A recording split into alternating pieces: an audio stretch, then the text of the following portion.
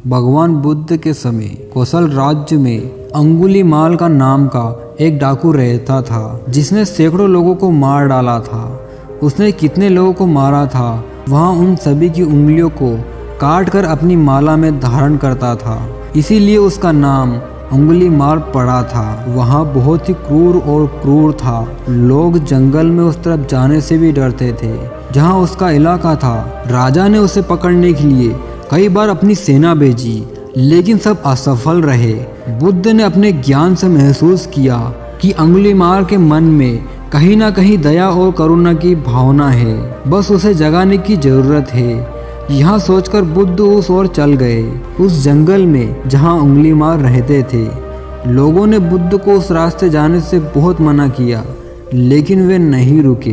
बुद्ध को अपनी ओर आते देख अंगुलीमाल अपनी तलवार लेकर दौड़े, लेकिन बुद्ध अपनी स्वाभाविक गति से चलते रहे। वहाँ जोर से चिल्लाया, वहीं रुक जाओ। बुद्ध रुक गए। जब अंगुलीमाल बुद्ध के पास आए तो उन्होंने कहा, मैं तो रुक गया हूँ, लेकिन तुम कब रुकोगे? तुम भी पाप करना बंद करो, इसीलिए मैं यहाँ आया हूँ कि तुम भी सत्य के मार्ग पर चलो। आप में सदाचार की मृत्यु नहीं हुई है। यदि आप इसे मौका देते हैं तो आपका शरीर बदल जाएगा।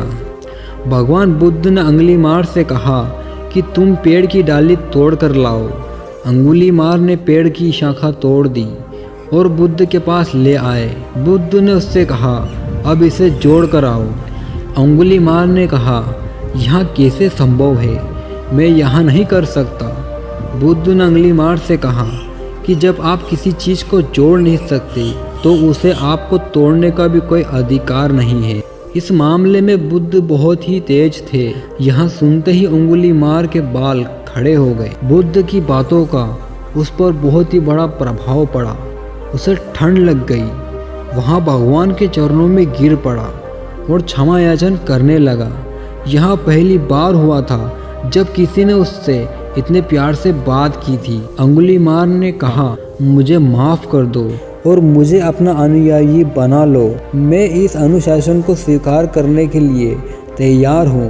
उन्होंने अपनी गले की माला फेंक दी और बुद्ध के चरणों में गिर पड़े। वहाँ उसी समय साधु बन गए और कुछ समय बाद उन्हें अहर्त का पद भी प्राप्त हुआ।